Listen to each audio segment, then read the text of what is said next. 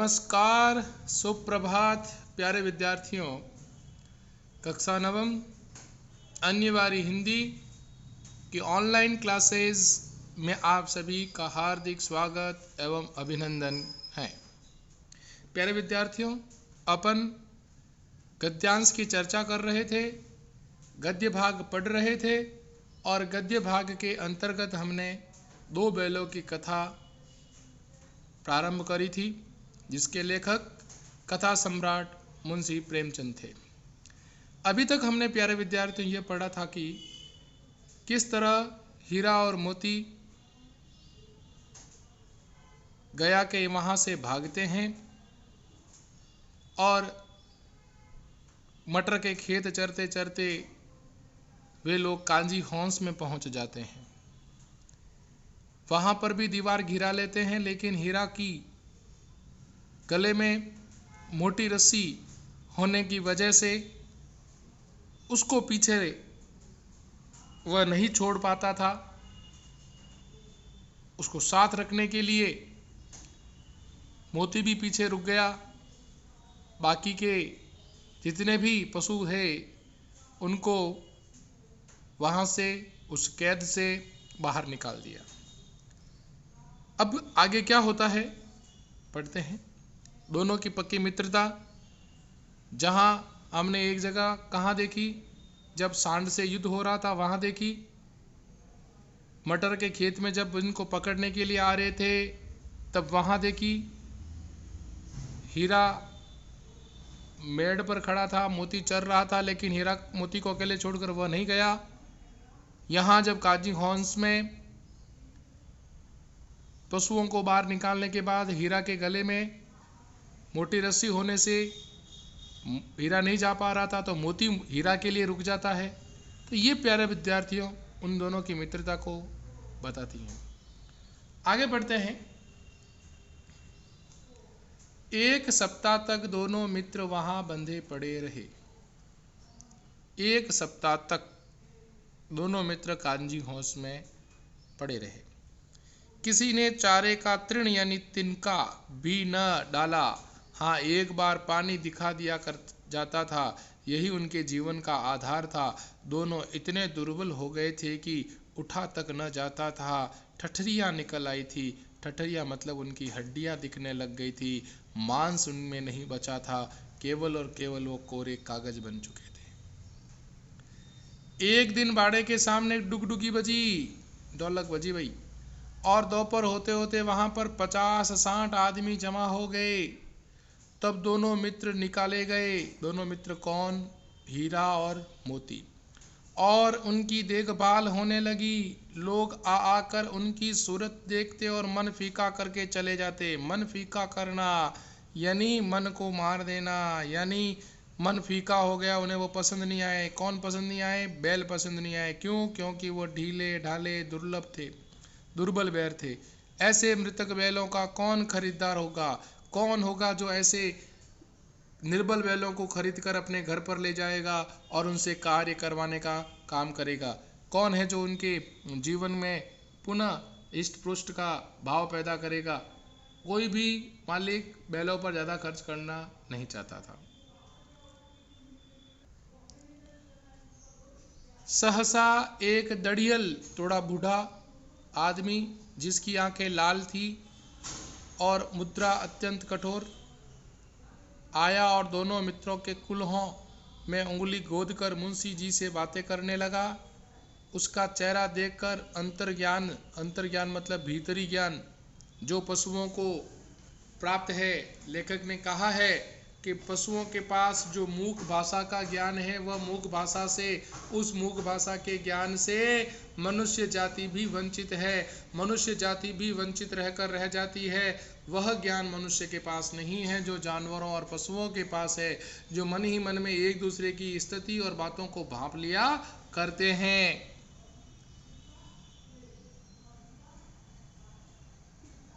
अंतर्ज्ञान से दोनों मित्रों के दिल कांप उठे। वह कौन है और उन्हें क्यों टटोल रहा है, इस विषय में उन्हें कोई संदेह नहीं हुआ। दोनों ने एक दूसरे को भीत निडर की नेत्रों से देखा और सिर झुका लिया कि अब प्यारे बचेंगे नहीं, अब तो मरना ही पड़ेगा, अब हम मरने वाले हैं, क्योंकि ये दड़ियल व्यक्ति उनको कसाई खाने में ले जाने वाला है। हीरा ने कहा, गया के घर से नाहक भागे, यूं ही क्यों भागे, अब जान न बचेगी, अब जीवित भी नहीं बचेंगे। मोती ने अश्रद्धा बिना श्रद्धा के भाव से उत्तर दिया, कहते हैं भगवान सबके ऊपर दया करते हैं, उन्हें हमारे ऊपर क्यों दया नहीं आती? हमने किसका क्या बिगाड़ दिया? हमने किसका अहित कर दिया? हमने किसको गलत कह दिया? हमारे साथ ही ऐसा क्यों हो रहा है? भगवान के लिए हमारा मरना जीना दोनों बराबर हैं। चलो अच्छा है, अब तो हमारा जीना मरना दोनों बराबर ही हैं। चलो अच्छा ही है, कुछ दिन उनके पास तो रहेंगे। एक बार भगवान ने उस लड़की के रूप में हमें बचाया था, क्या अब न बचाएंगे? ईश्वर के घर देर है लेकिन अंधेर नहीं, जरूर हमारे ऊपर दया होगी, हमारे ऊपर करुणा होगी, आप निश्चिंत रहें। हैं? यह आदमी छुरी चलाएगा, देख लेना। छुरी चलाना मतलब कसाई खाने में भिजवाएगा, ये तुम देख लेना। तो क्या चिंता है? मांस, खाल, सींग, हड्डी सब किसी न किसी काम आ ही जाएंगे, इसीलिए तुम्हें चिंता करने की जरूरत नहीं है। अब इनकी क्या लगाई जाएगी प्यारे विद्यार्थियों? नीलामी लगाई जाएगी, और नीलामी लगाते समय बहुत भयंकर स्थिति इनकी होती है। नीलाम हो जाने के बाद दोनों मित्र उस दड़ियल के साथ चले। दोनों की बोटी बोटी कांप रही थी, यानी उनका एक एक शरीर का अंग कंपन कर रहा था। बेचारे पांव तक न उठा सकते थे, पर भय के मारे गिरते पड़ते आगे जाते थे, क्योंकि वह जरा भी चाल धीमी हो जाने पर जोर से डंडा जमा देता था। वह दड़ियल बड़ा भयानक था, बड़ा खतरनाक था। राह में गाय बैलों का एक रेवड़ हरे हरे हार यानी खेत में चरता नजर आया। सभी जानवर प्रसन्न थे, चिकने चपल, कोई उछलता था, कोई आनंद से बैठा पागुर यानी अटखेलिया और क्रीड़ाएं कर रहा था। कितना सुखी जीवन था इनका, पर कितने स्वार्थी हैं सब। किसी को चिंता नहीं कि उनके दो भाई बधिक के हाथ पड़े कैसे दुखी हैं। यानी उन दोनों मित्रों ने जब आसपास की जगह पे देखा, रास्ते में देखा कि हरे भरे खेत में गाय बैलों का झुंड इस तरह से चल रहा है, अटखेलिया कर रहा है, मौज मस्ती कर रहा है, लेकिन थोड़ा भी इनको हमारे ऊपर दया नहीं आती कि उनकी ही जाति के दो ये बैल किस तरीके से इनको पकड़ कर ले जाया जा रहा है, किस तरीके से इनके ऊपर अत्याचार किया जा रहा है, कोई आता भी नहीं। सहसा दोनों को ऐसा मालूम हुआ कि यह परिचित राह है, यानी जानी पहचानी रास्ता यही है। हाँ, इसी रास्ते से गया उन्हें ले गया था। वही खेत, वही बाग, वही गांव मिलने लगे। प्रति क्षण उनकी चाल तेज होने लगी, सारी थकान, सारी दुर्बलता गायब हो गई। आहा, ये लो, ये तो अपना ही हार आ गया, यानी अपना ही इलाका, अपना ही क्षेत्र आ गया। अरे इसी कुएं पर हम पूर चलाना आए करते थे। अरे यही कुआं है, यही वह खेत है, ये वही जगह है जहाँ हमारे मालिक जूरी हमें लेकर आया करते थे, जहाँ हम हल में जोत कर आनंद के साथ खेल खिला करते थे। आज ये वही जगह है जहाँ हम पहुँच गए हैं। और ये दृश्य देखकर उनके मन में बड़ा आनंद छाया। अब देखते हैं कि वो किस तरीके से उस दड़ियल आदमी को मजा चखाते हुए वहाँ से निकलने का प्रयास करते हैं। दोनों बैलों ने जब ये देखा कि ये चिर परिचित रास्ता उनका ही है जहां पर वो गया के साथ खेती किया करते थे, मोती ने कहा, हमारा घर नजदीक आ गया, नगीच आ गया, यानी नजदीक आ गया। हीरा बोला, भगवान की दया है, मैं तो अब घर भागता हूँ, ये जाने देगा, इसे मैं मार गिराता हूँ। नहीं नहीं, दौड़कर थान पर चलो, वहां से हम आगे न जाएंगे। दोनों उन्मत्त यानी आजाद होकर बछड़ों की भांति कुलेल करते हुए घर की ओर दौड़े। यानी उस दड़ियल के हाथ से छुड़ाकर वो तेज गति के साथ भागे। वह हमारा थान यानी जगह स्थान है जहाँ पर वो बैठकर घास और भूसी चरा करते थे। दोनों दौड़कर अपने थान पर आए और खड़े हो गए। दड़ियल भी पीछे पीछे दौड़ा चला आता था और गालियां निकाल रहा था कि ये बैल मुझे छोड़कर क्यों भाग रहे हैं। झूरी द्वारा बैठा धूप खा रहा था। झूरी द्वार पर बैठा हुआ क्या खा रहा था? धूप सेक रहा था। बैलों को देखते ही दौड़ा और उन्हें बारी बारी से गले लगाने लगा। मित्रों की आंखों से आनंद के आंसू बहने लगे। एक झूरी का हाथ चाट रहा था। मतलब कितना प्रेम उन दोनों के हृदय में उमड़ पड़ा जब किसने किसको देखा। झूरी ने बैलों को देखा और बैलों ने जब झूरी को देखा प्यारे बच्चों, तो दोनों के मन में एक अजीब सा स्नेह, एक अजीब सा प्यार उमड़ आया। और वह प्यार उमड़ते उमड़ते इतने तक आ पहुंचा कि अब उनका साथ छोड़ने से वो बनता नहीं है। दड़ियल ने यानी उस बुड्ढे ने जाकर बैलों की रस्सियां पकड़ ली। झूरी ने कहा, ये तो मेरे बैल है। तुम्हारे बैल कैसे? मैं मवेशी खाने यानी काजी हॉर्स से नीलाम लिए आया हूँ। मैंने वहां से नीलाम करके इनको खरीदा है। तुम्हारे कैसे हो गए? मैं तो समझता हूँ चुराए लिए आते हो। चुपके से चले जाओ, ये मेरे बैल है। मैं बेचूंगा तो ही बिकेंगे। किसी को मेरे बैल नीलाम करने का क्या अख्तियार है, क्या अधिकार है कि वो मेरे इन बैलों को खरीद सके? जाकर थाने में रपट लिखवा दे, रिपोर्ट लिखवा दे। मैं मेरे इन प्यारे बैलों को छोड़ने वाला नहीं। मेरे बैल हैं, इसका सबूत यह कि ये मेरे द्वार पर खड़े हैं और इस समय मेरी राह ताक रहे हैं, इसीलिए ये मेरे बैल हैं। मैं इनको छोड़ने वाला नहीं हूं। दड़ियल झल्लाकर बैलों को जबरदस्ती पकड़ ले जाने के लिए बढ़ा। उसी वक्त मोती ने क्या चला दिया? सींग। अपनी ताकत दिखाई। दड़ियल पीछे हटा, मोती ने पीछा किया। दड़ियल भागा, मोती पीछे दौड़ा।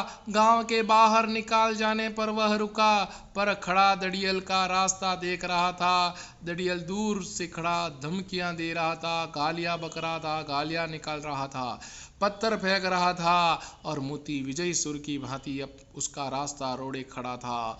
गांव के लोग ये सब तमाशा देख रहे थे और हंस रहे थे कि देखो इन दोनों बैलों में कितना स्वामित्व और कितना प्रेम भरा है कि जिनसे इन्होंने प्रेम किया, जिनसे इन्होंने स्नेह किया, उनके लिए वो दिन भर रात भर तैयार रहे और आखिर वो आज उसी जगह पर आकर खड़े हो गए जहां वो पहले रहा करते थे। ये सारी बातें कब हुई प्यारे विद्यार्थियों? जब गया ने उनके साथ दुर्व्यवहार किया और वो कांजी हौस गए। कांजी हौस पर अनेक पशु पक्षियों की जानें बचाई और पशु पक्षियों की जान बचाकर प्यारे विद्यार्थियों उन्होंने अपनी जान बचाकर वो दौड़कर भागकर यहां तक आ पहुंचे। जब दड़ियल आदमी हार कर चला गया तो मोती अकड़ता हुआ लौटा। अब खुद की बताएगा ताकत के, देखो मैंने अपने दम पर उसको डरा धमका कर वहां से क्या कर दिया, चलता कर दिया। हीरा ने कहा, मैं डर रहा था कि कहीं तुम गुस्से में आकर मार ना बैठो। अगर वह मुझे पकड़ता तो मैं बेमारे न छोड़ता। अब ना आएगा, अब दोबारा नहीं आएगा। आएगा तो दूर ही से खबर लूंगा, देखूं कैसे लेके जाता है। और जो गोली मरवा दे मर जाऊंगा, पर उसके काम तो ना आऊंगा। हमारी जान तो कोई जान ही नहीं समझता, इसीलिए कि हम सीधे हैं, सादे हैं। कोई हमारे साथ किसी प्रकार कैसा ही व्यवहार कर लेता है, ये मुझे अब सहन नहीं होता।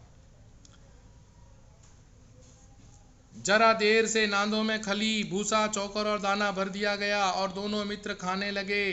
जूरी खड़ा दोनों को सहला रहा था और 20 लड़के तमाशा देख रहे थे। सारे गांव में उछाह सा मालूम होता था। उसी समय मालकिन ने आकर दोनों के माथे चूम लिए, बड़े प्रेम और स्नेह भाव से उनके साथ बर्ताव करने लगी।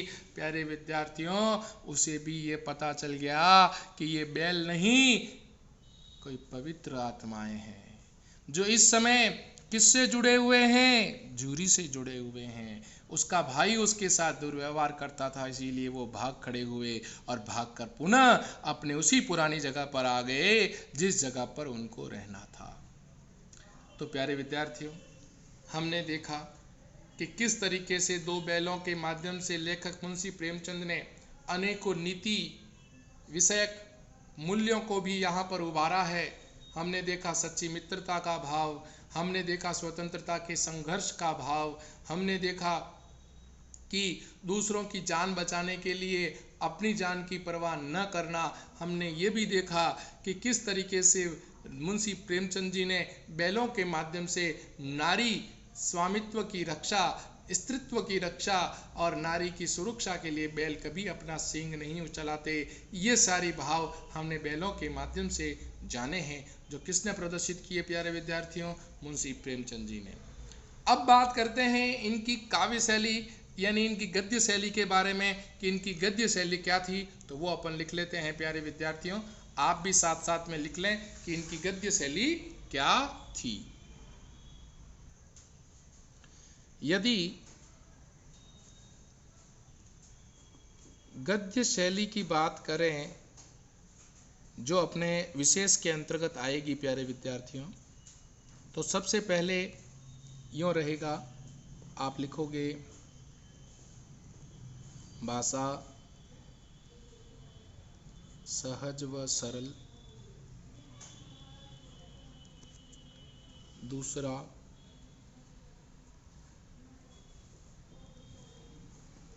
मुहावरों का प्रयोग। तीसरी बात, देशज तद्भव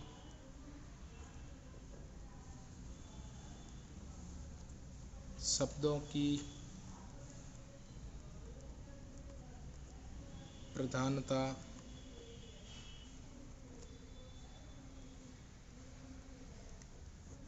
लक्षणा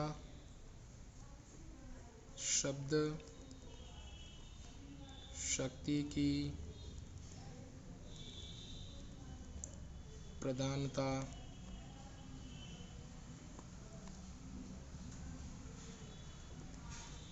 नीति विषय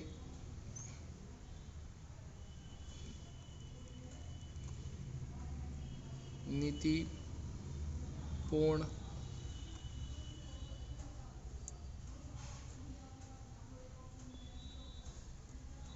मूल्यों का चित्रण।